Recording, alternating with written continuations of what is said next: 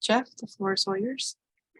Thank you, Patricia, and thank you all for taking time to join today and learn more about the topic of money management, creating a budget, and putting a healthy financial habit in place. I know someone mentioned that earlier, want to take that first step, and that's so important. Let me share a little bit about myself. My name is Jeff Vickers, and I'm a vice president at Wells Fargo and also what we call a campus program manager. So what my role is with Wells Fargo is to provide financial wellness resources to the campus communities that we serve. I've been in financial services for over 25 years. My first experience in financial services, I was a F&I manager. I financed cars. Then from there, I became a business owner and I was a mortgage lender. In the last 13 years, I've been with Wells Fargo. I've had several roles with Wells Fargo. My first role, I was a business sales consultant where I provided Wells Fargo's business customers with tools and resources to help their businesses cash flow. And then I transitioned into a role Wells Fargo had called Wells Fargo at Work. And I tell you, this was probably the most rewarding experience I've had with any employer because my entire job was to provide financial wellness to businesses so they can provide that benefit to their employees. Very similar to what I'm doing today in my current role, where I just do it exclusively to campus communities. So that's a little bit about me, but also I'm very passionate about this particular topic. And I'll tell you why, because when I first began my career in financial services, I struggled financially. I know it sounds odd, I'm financing things, but I struggle, but one of the things that I did that I'm going to share with you today is provide you with a great resource and also creating that habit where you go to a financial advisor, a banker, at least once a year and have a financial conversation, very similar like you do with a doctor. You go to a doctor once a year, you have a physical to make sure your body's sound. You want to do the same thing with your finances. And we're going to provide a tool later in the workshop that's going to be the perfect resource for you to go and have that financial conversation, no matter where you are in your financial life. If you're just learning how to create a budget, or you have a very complex structure where you have IRAs, investment accounts, it's the same thing. We want to make sure you go and create this healthy habit at least once a year, have that conversation. And beyond that, my goal is for you to have one takeaway from this workshop, just one thing that you can implement today. So that's my goal. And that's what I set out to do. And at the end of this workshop, I want everybody to say, hey, great, I took something away. And thank you, Jeff. And you're going to be a lifelong friend of mine. But today, let's go ahead and begin and get into what we're going to discuss. We're going to talk about understanding your budget and how you can understand where you're spending your money, where and how. Then we're going to set financial goals because it's so important that you identify what you're savings for.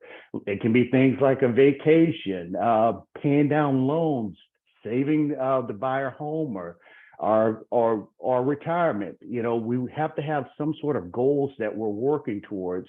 Then we're going to look at some money management tips to help you improve your overall financial health. And then lastly, I'm going to share some great online resources for you to utilize to help enhance your money management. So first, I have to put the mature audience warning up because I'm going to use obscene language. Budget, I know it's that dreaded B word. Nobody wants to hear it, but we're going to use it today. We're going to use it in a good way. I know words are important, and the way you use them and the way you feel about them are also important. Instead of saying budget, to say allowance. This is what I'm allowed to do. This is what I can do. This is what I want to do, and I'm allowing myself to do it. So just think of it in a positive way, because when you say budget, it tends to be one of those restricting things like, okay, I can't do this, I can't do this. You're like, this allows me to do what is within my realm of possibilities, and how do we find out what our realm of possibilities are? First, we have to get started. We have to realize what our financial structure looks like, understanding how we handle money. So the most important thing is that, okay, figure out what our income is. We have our income from our job. We have a part-time job. If we're also going to grad school or continuing education, we may have stipends or other sources of income coming in. So we have to identify what our income is. And most importantly, then we have to realize, okay, where our money is going for our monthly expenses. What does that look like? Then we have to come to the reality and look out, okay, is more coming out than what's coming in? Because, it can easily get away if we don't have a good method of tracking our expenses, because you can really go into a deficit if your credit card debt goes up, you're using credit cards and not paying them off fully every month. Things can easily get off the rails. So we really want to make sure that we get a solid understanding. And then we want to understand, lastly, is, okay, what categories are our expenses going in? Are they going into necessities, monthly bills, entertainment? And entertainment is one of the things I love spending money on, but it's not healthy all the time. And next, let's look at this. How are we tracking our expenses? This is the most important part of creating a budget. Where's our money going? And Patricia, if you don't mind, put in the chat box a budget toolkit. And this is the resource I was sharing with you guys, speaking of earlier, is one of the tools that helped me begin to mold my budget and help me dig myself out of financial struggles that I had early in my career. But back to the point I was making is tracking your expenses. This is so important. You got to have a good method, and you got to have a method that's comfortable to you. I'll share with you how I track my expenses. Every month, I pay all of my expenses on one credit card. A couple of reasons why I do this. I like cash back. I like cash back rewards. So my credit card pays me 2% cash back for all of my purchases, but I pay off that credit card every month. So I'm getting cash for utilizing credit without incurring any debt or paying any interest, because I pay it off every month. But also, I do this because I've been a victim of identity fraud before. So one of the things that I like to do is simplify. So all of my expenses go to this one card. So if I get any spam or any of those phishing emails that said, hey, your American Express did this, and this, I know that's not so, because I've only used that one Visa card. But also it makes it easy for me to track the categories I spent that expense in. Also, if I ever need to reconcile, I know everything went through this one card. So it makes it completely simple for me. But that's the method that I like to use. I love to hear from a few of you to share, how do you track your expenses on a monthly basis or weekly basis? What's your method? Please feel free to come off, share, or feel free to type it in the chat box to Patricia.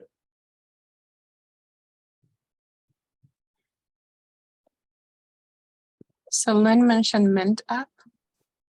Mint app, yes. I love some of the digital apps. Those are great resources to utilize. Thank you for sharing. Oscar uses Excel. Okay, I like that. And then Macy mentioned that I have to be real. I don't track my spending like I should. Okay. Hey, I love honesty, and most of all, you're not just being honest with me, you're being honest with yourself, and that's important. I'd say you want to get a method that works for you. And a quick funny story. I was doing this workshop for a group of faculty at FSU in Tallahassee, where I live. And one of the staff members that was there, she said, "Hey, I write down everything that I do." I looked at her like, "Okay, like, yeah, right. You don't write everything down." Then she picked up a tablet. I mean, it was thicker than this, and she said, "Yeah, this is it here. Look, this is all my expenses." I was like, "Wow." I thought it was a bit excessive to do that, write everything down, but it was something that she was comfortable with, and the fact that she was comfortable physically writing everything down, I think that was a good start for her, because not a good start, but a good method for her because, you know, it was comfortable. She had a habit of going in, writing it down every time. So she knew everything that she spent. She wrote it down, so she had a good reference point. It was well organized by day, year, month. So it made it easy for her to track that. You know, and one thing that you all might have picked up on when I asked that question, everybody said something different. Somebody said Mint app. Somebody said Excel spreadsheet. So it doesn't matter, but you have to have a method of knowing where your expenses are going because it's so important. Because if you don't know what's going out, it's going to make it really difficult for you to identify areas of opportunity.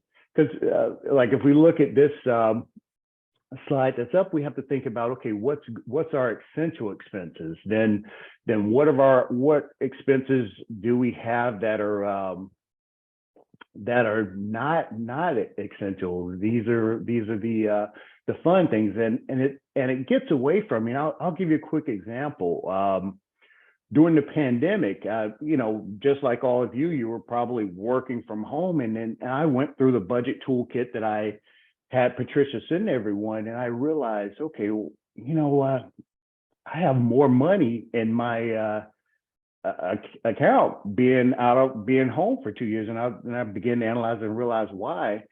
How many of you've heard of Starbucks? You know, I had a crazy Starbucks habit. I would go to Starbucks every day doing work. I wouldn't go for breakfast. I wouldn't go for lunch. It's always that in between area. And it became a social habit because I would go meet clients or go socialize with friends, but it was just something I did. I went to Starbucks. And then I realized what I was spending at Starbucks was $15 a day. I would order a venti green tea latte with a double shot of espresso and a protein bistro box, $15. Then as I began to go through my budget toolkit, I realized, hey, you know, if I'm spending $15 a day, a 20 workday month, that's $300 a month that I'm spending on coffee, $3,600 a year. And you think about that, $3,600 a year on coffee. And I have a beautiful coffee machine at my house I would wave bye to every day to go give donations to Starbucks for no reason at all, you know? So you think about that. Once you begin to get a method to track your expenses, you can find these areas of opportunity where you can reduce your debt. So it's just a matter of creating a method that's going to work for you that allows you to be able to analyze everything on a regular basis. So with the budget toolkit that you all received in the chat box, this is the perfect resource for, I know a couple said they haven't started a method yet. This is a great resource to start utilizing. And with this budget toolkit, this is the perfect tool to go in and have that conversation with a banker once a year. And I'll go over it real quickly with you and tell you how. Like if you look at the first page, page 2, at the top, you identify your financial goals. Any goals that you have for yourself that's important to you. Then below that, you have action steps, things that you're going to do to ensure that you reach those financial goals. And then on page 3, you identify your income and your money that's going out by category. So your action steps to reach your goals relate directly to your action steps you're going to take away from some of your expenses.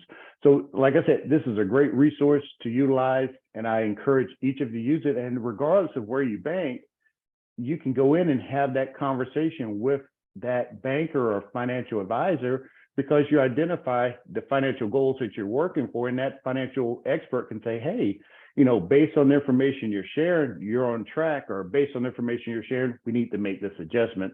So that's just a quick run through on how to utilize that. And I'll pause to see if anyone has any questions about that budget toolkit or anything that I've shared regarding tracking your expenses and the importance of it before we go on to the next slide.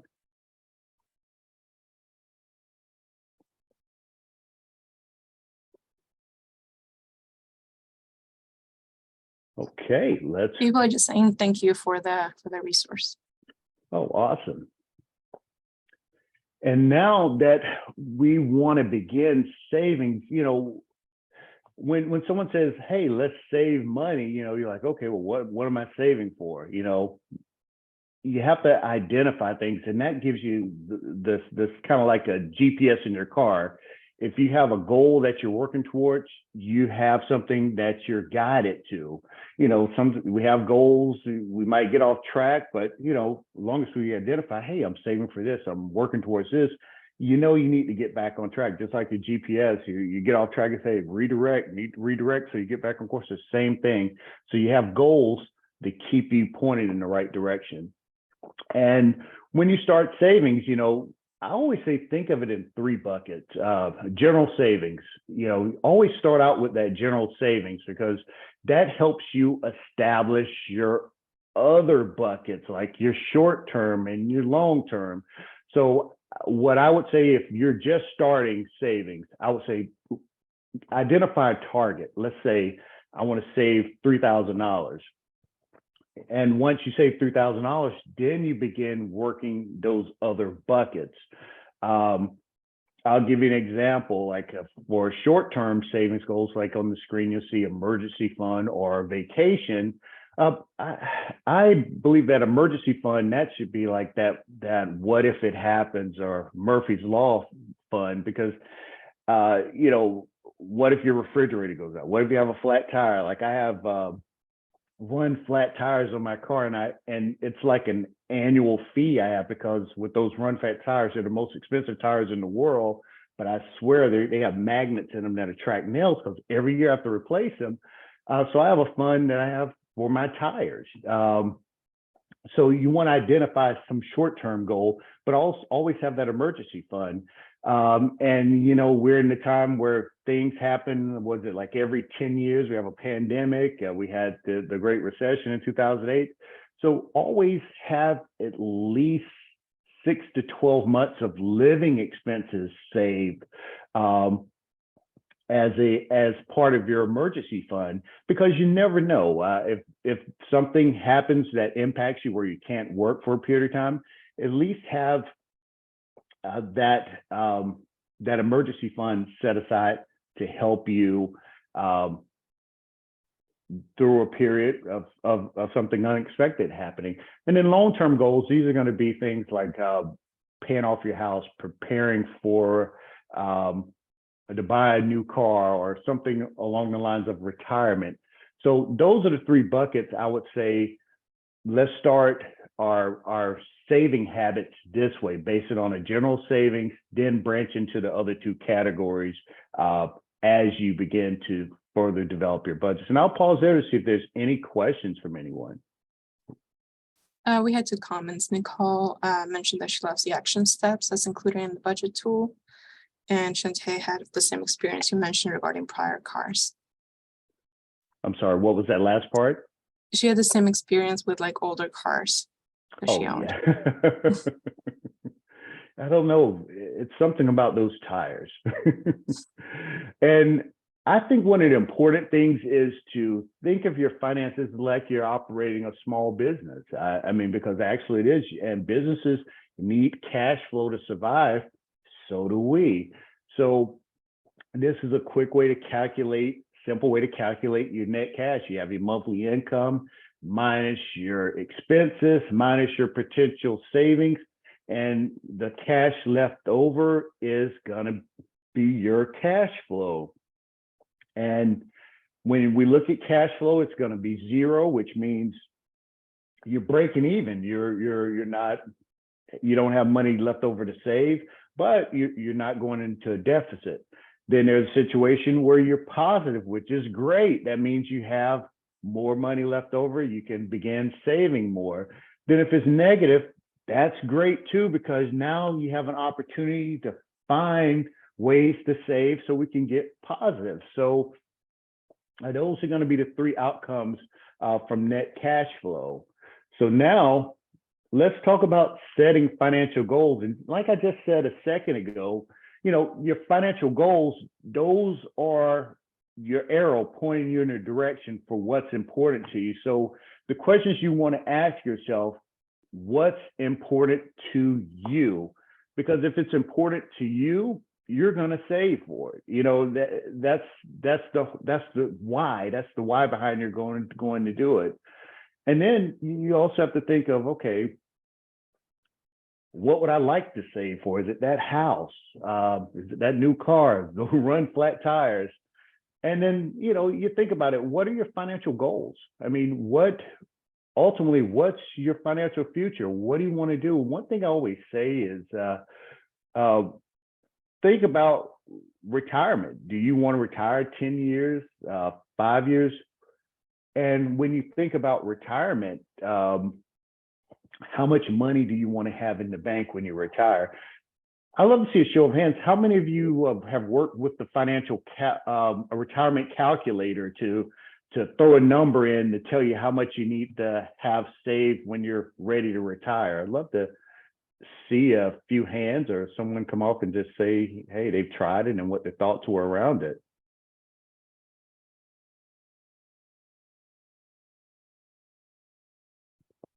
Yes, Robin.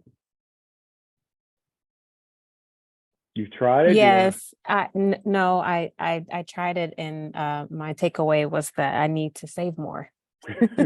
So it was very helpful. Yeah, but I bet one of the things too is was it like eye opening, because you're like, okay, well, I have a idea. Hey, I want to retire with X, and then it's like, wow, you know, I wasn't thinking about I need to do this, and this to get to X. Well, especially if you have expectations for maintaining the same standard of living, then you have to make sure that your saving reflects that. So absolutely, and that's so important. That's so important. Thank you for sharing. Anyone else want to share? Lynn mentioned that it is intimidating how much you will need. Because she says you'll need in excess of $1 million. And then Shantae asked if you have a resource for that. And then Candace mentioned that she tried it and felt like I might just have to die at my desk. That's a bit extreme. Yeah, I know it makes your head spin. And yes, we do have a resource. And what I'll do at the end is I'll share them with Patricia so she can push them out there, everyone. But to the point I made, it's like that financial GPS. You know, you're pointing the arrow. It's like, wow, you know, it can be intimidating at first, but once you start taking those steps, you know, it becomes easier, becomes more realized. Because I know sometimes you look at things like, wow, that's a big mountain to climb, and you're like, hey, well, I don't know if I want to start climbing now, but you got to take that first step. But you know, when you bring it to reality, you go play with the calculator. And then you're finding ways, because it's important to you. And one thing Robin said, you know, you want to maintain the same standards that you have while you're working in retirement. So what does it take to do that? And why is that important to you? So check those boxes when you begin setting your financial goals, because that's going to help you. That's going to be that motivation that makes you go all in on it. And thank everyone for sharing. I really appreciate that. And then diving into financial goals, what does short term look like? What does medium term look like? You know, your short term, that's going to be something that's going to be within the next 5 to 6 months to 2 years. Then your medium term is going to be between that 2 to 5, and long term, just like what we were just talking about, retirement, paying off your home, you know, and you know, those type of things, those are going to be the categories we look at when we think about long term. So this is a good example. I love to share this because, you know, when we think about saving for things, we always think of that big number. Like someone said, hey, how much is it going to take to get $1 million? You know, getting $1 million isn't as challenging as you may think. Well, it's challenging, but it's not that challenging, because you put away X amount, you get X amount of return on it. In 10, 20 years, you can have $1 million in the bank. And on a shorter scale, you can look at things like, say, a family trip. You're planning a family trip within 5 months. You want to save $3,000, and the simplest way to do that is put $150 away a week. So that $3,000, which seemed like a big mountain, isn't that big when you break it down into the little pieces. Oh, it's $150 a week. That's gonna set me up for that trip to somewhere for $3,000. So that's a good way to simplify everything. Break it down into smaller numbers, smaller pieces. This is what I can do, and this is how I can find those funds to make that goal a reality. So now we're going to focus on improving financial health and what we think about when we think about financial health. I mean, there are many aspects of financial health, but we think about how much we can save and how much we're spending. But financial wellness comes down to being prepared to meet financial needs, both expected and unexpected, now and into the future. Because we think about it, when these unexpected events happen, like the pandemic, how are we prepared for that?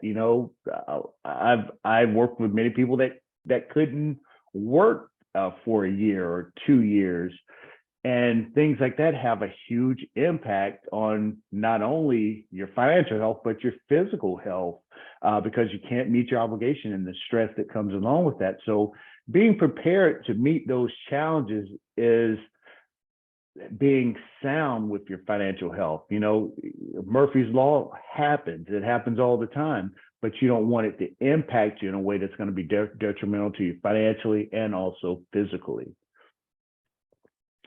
So let's look at ways that we can improve our financial health. We want to determine, how much money's left at the end of the month, figure out the cash flow situation. We have money left over.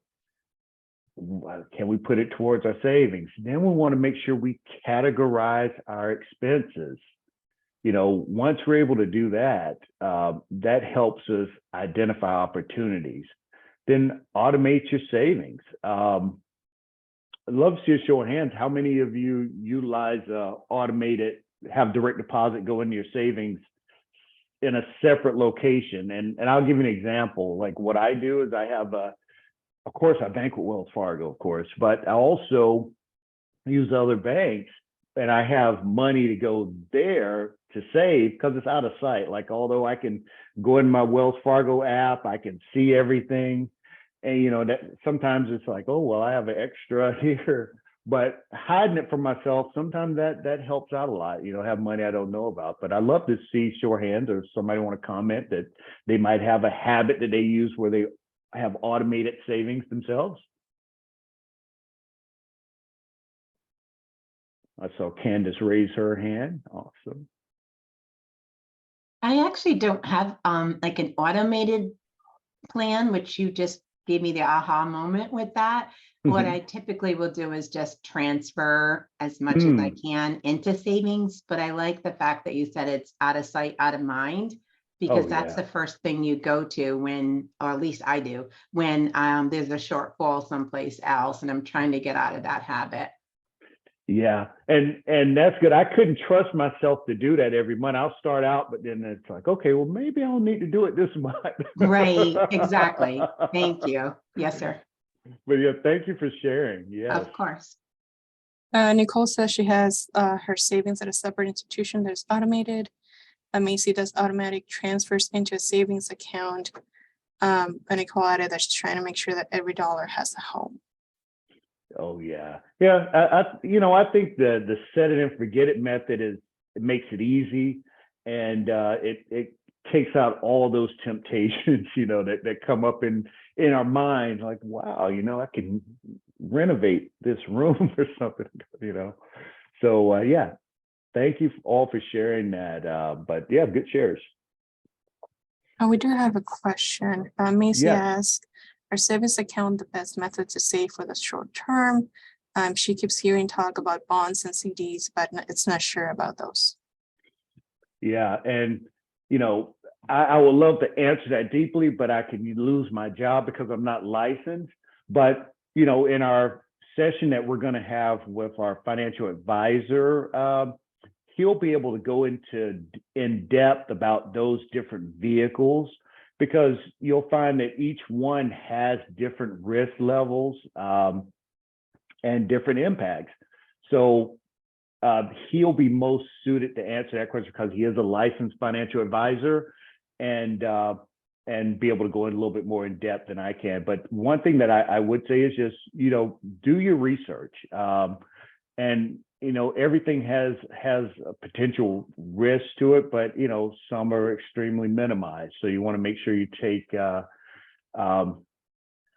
do your due diligence. Yeah, I'll leave it at that. But great question. Any other questions, Patricia?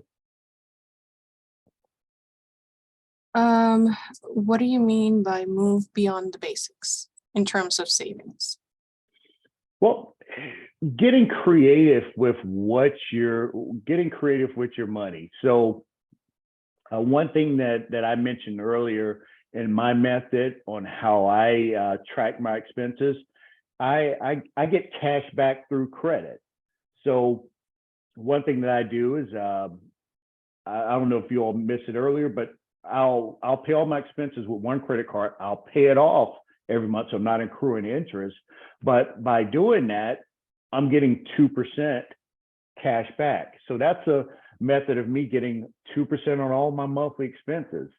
And getting creative in methods, finding opportunities to save money and finding ways to reduce your monthly expenses. I'll give you a quick story. Sometimes, we look for opportunities to where we can buy things at a discount, but then we also have to, because it's discounted, do we really need it? And I always ask myself, do I really need this item? That's the first thing I say before I make a purchase. Like during the pandemic, I was sitting at home like I am now, mostly wearing polos and shorts when I do presentations. But my tailor that makes my suits called me and said, Jeff, I got a great deal on fabrics. We can make you a suit at half the price. So I was like, hey, well, that's a great deal. I can get my suits that I usually wear during a normal circumstance at half price. But then I asked myself, do I really need it now? Because, it's the heart of the pandemic. I don't know how long I'm going to be sitting at home. And if I buy a suit now, I may not even be able to fit it with the COVID eating, and then I realized, like, well, even though it's a great deal, I don't need that now. So I can continue to save that money rather than putting money in the clothes that I would normally need, and save it for other things in my financial goals category.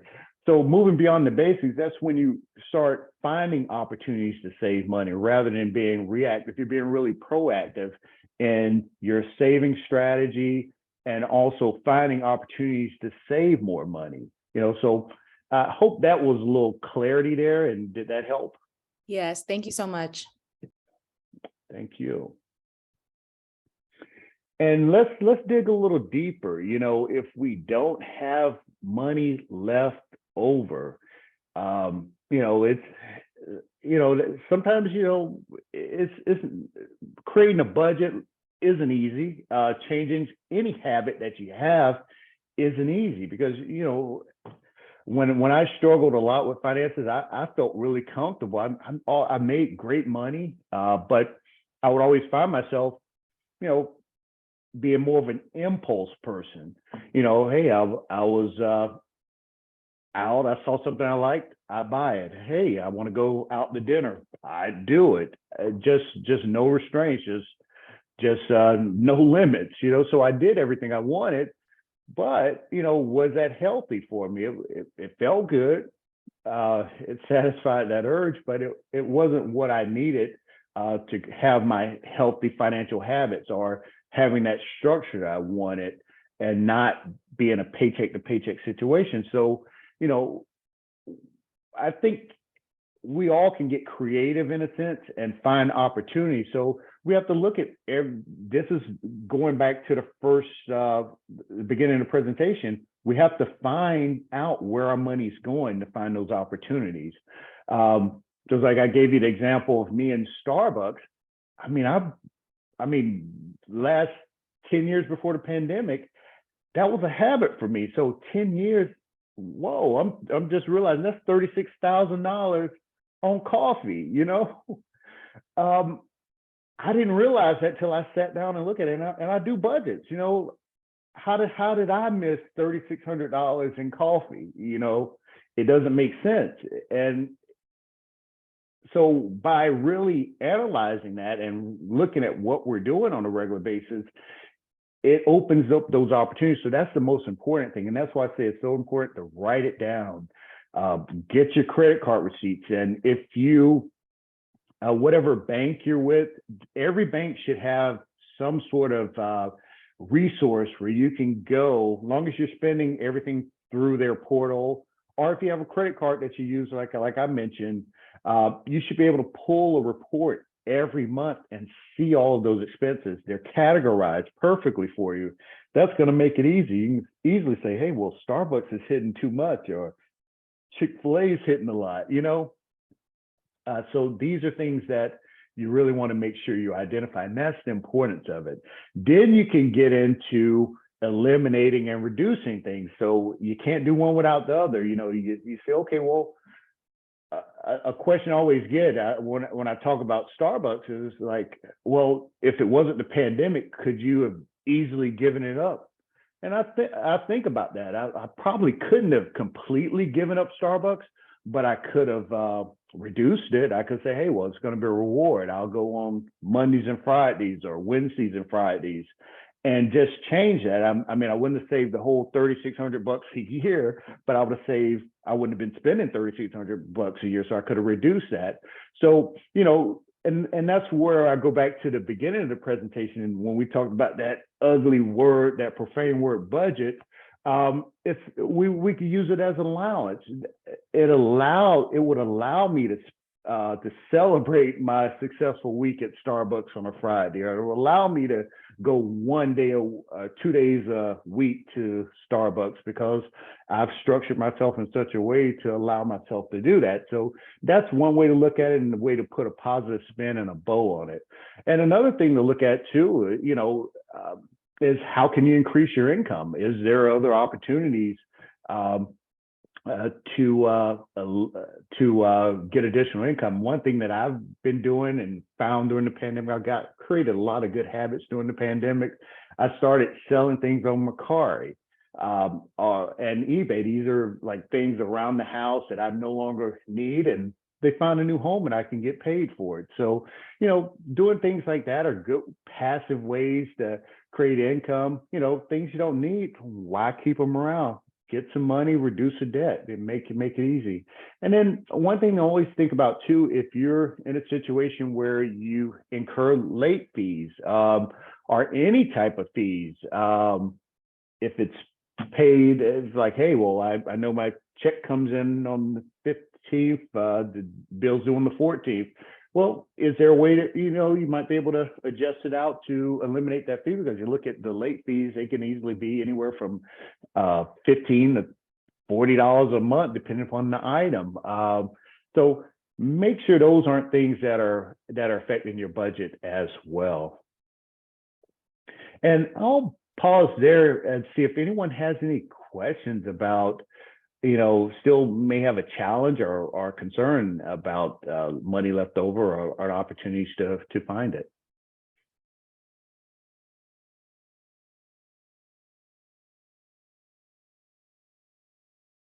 Okay. And one thing you want to look at too, you know, we talked about categorizing items, but, you know, we have the better opportunities with some categories of expenses than others. Like for instance, when you look at fixed expenses, these are expenses that are going to be a challenge to change, because you got to make a big change. Like if it's a mortgage, you got to refinance the mortgage, or if you're downsizing, move to another home. So those are big changes. Then you have your flexible expenses. These you have some say so in those because you can easily change things like your groceries. You can reduce your groceries by doing things like meal prepping, and that's one thing. That's another thing I learned during the pandemic. Meal prepping. Our neat trick that I learned is, hey, I would go into the grocery store and I would have a list, but I always deviated from the list when I went inside the store. Now they have curbside. You send the list, you buy your groceries, they bring them out to your car. So there's no impulse aisle purchases, and that simplifies that process. And then discretionary expenses. These are things that I mentioned, like the dreaded Starbucks. These are things you can find an opportunity to completely eliminate or reduce completely. But far as finding additional funds to in your budget to improve your cash flow, discretionary is going to be the best. And then the secondary is going to be the flexible expenses to give you that opportunity to reduce that. And I will pause to see if there's any questions. We've covered automating your savings, but I'll pause to see if there's any questions from anyone. I don't see any questions, but there was a comment from Alicia that she doesn't buy anything unless it's a clearance or on sale and always uses coupons to help save funds. I'm sorry, I missed that last part, Patricia. My That she earpiece always failed. uses coupons to help her save funds. Hey, I think that was a perfect segue, Alicia, and this goes back to that getting creative question that someone asked about earlier, and identify. I mean, I love this screen because there's just so many great opportunities. Like identify extra spending and reduce it. Keep going back to Starbucks, and then also things we don't need. Like I shared my suit example. Those are things that can help you reduce your expenses, but always utilize coupons, use rewards. How many of you search for your credit card by the rewards that are available on it? Love to see a show of hands, but also give you all a tip. Utilize bankrate.com. That's a great unbiased resource where you can go to find the best mortgage rate, the best credit cards for your particular lifestyle. Like if you like to travel, you'll find the best card with travel points, the best rate. If you like cash back like I do, you can find cards that are going to best benefit you based on your lifestyle. So I would always encourage to do that. Just because, you're getting cash back to credit, but also think about it, credit card lenders or banks, they want your relationship. So why don't you get something back out of that relationship that's going to benefit you? We do have one question. How do you suggest accounting for the flexible spending expense? I'm sorry. How do you suggest accounting for the flexible expenses since they change? Yeah. And it depends upon which flexible expense you're talking about. If it's something completely discretionary, like dining out and things of that nature, I would say, create a discretionary fund that you're going to have. Like what I do now is I'll have $300 that I'll put away for each month that I'll use for things like Starbucks, going out, those type of expenses. And once that $300 is gone, I don't go beyond that. I don't go out and I don't do any, my discretionary is gone. But if I have a surplus, so let's say I don't do anything in the month of March, I'll carry that $300 or whatever's left over to the next month, so I can have $600, or either put those additional funds into another category. I can save or save towards one of my other financial goals. Great question. And we had a comment from Tanya. As part of automating my savings, I picked a bank that posts my direct deposit 2 days before payday. So it's like I get paid early, but since this is my savings, it's only for emergencies. Awesome. I like that. And now you all might notice the interest has gone up on savings accounts, so you're making more money. Yeah, and Nicole clarified for the flexible expenses, she was referring to like toiletries or household items that are needed but may not be the same. Yeah, and I think with items like that, I would, if you buy things like that on a monthly basis, those are pretty much going to be, you pretty much know what idea they're going to cost you, and except for like when we're in inflationary times, you're like, oh wow, these things are going up. But you want to account for those in a budget, and I would think that's a good area to find discounts, because you can go to stores like the Costco's, the Sam's, and maybe buy those and buy a surplus that are gonna save you on a monthly basis. And I'd say look for better deals. Like if you have a good deal on something,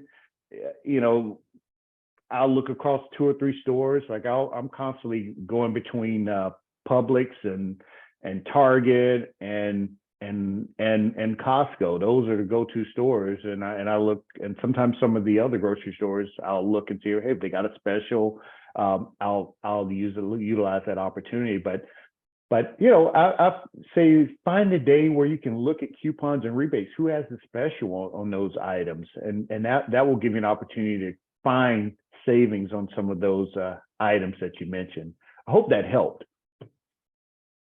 It did. Thank you. Yeah, thank you for the question.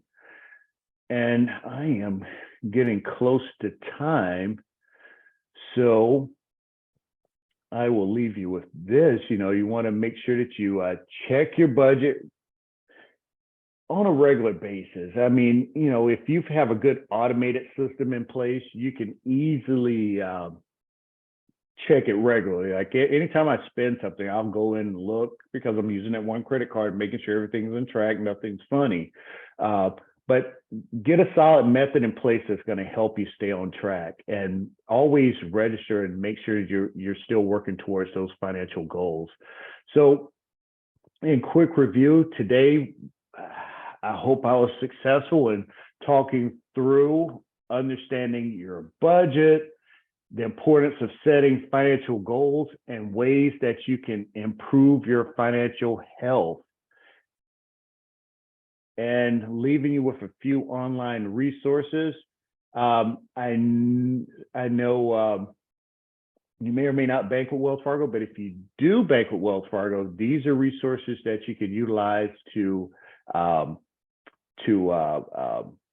aid with your financial health. We have our Money Map, where you can go to Money Map and you'll find some resources like a retirement calculator, or you can go to wellsfargo.com, type in retirement calculator, and that resource will come up for you.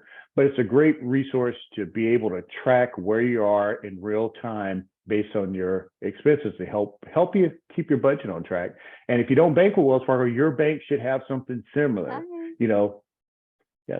So they should have something similar for you to utilize as well. So with that, I will turn everything over to you all to ask any questions that you may have about the workshop today, or any financial question that's in my realm that won't get me fired. Jeff, I have a quick question. I missed the second bucket when you were talking about the 3 buckets. One was savings, then there was something else, and then mortgage. Did I miss something? Let's see. Let me pull it back up.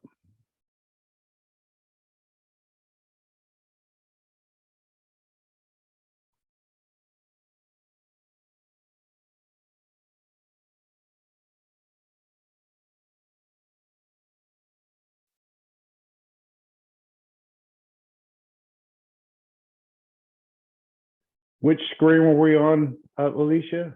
I'm not really sure. I apologize. I just seem to remember hearing about 3 buckets, and No worries.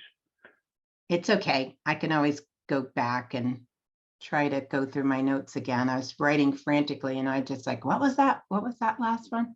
Or what was that second one? And I tell you what I'll do too is I'll send a copy of this presentation to Patricia so she can share with everyone. But this is one we Thank had you. earlier about the 3 buckets of the financial I mean, of That's your, what it was then. I savings. apologize. Short-term, medium, and No. long-term. Okay, thank you so much. Yeah, no Appreciate that. worries at all. Thank you. Yeah. Any other questions? I'll leave it up. I don't see any questions, just people saying thank you for the information that you provided. Yeah. Thank you all for joining today. I really appreciate the opportunity to share. You know, this was, like I said, this workshop I'm very passionate about, because one of the challenges I had when I first got into my role, I mean, my financial career, I mean, I had a role where I made $90,000 a year, but I ended up over $350,000 in debt in my first year, you know, just by not having a process in place, or having direction, or having a financial target, you know, or financial GPS that I said earlier, to keep me on track. So that's my passion behind it, and really happy to be here with you all and have a great conversation. I appreciate the questions and the feedback that you guys have provided. So I will pause there, see if there's any other questions before I turn it back over to you, Patricia.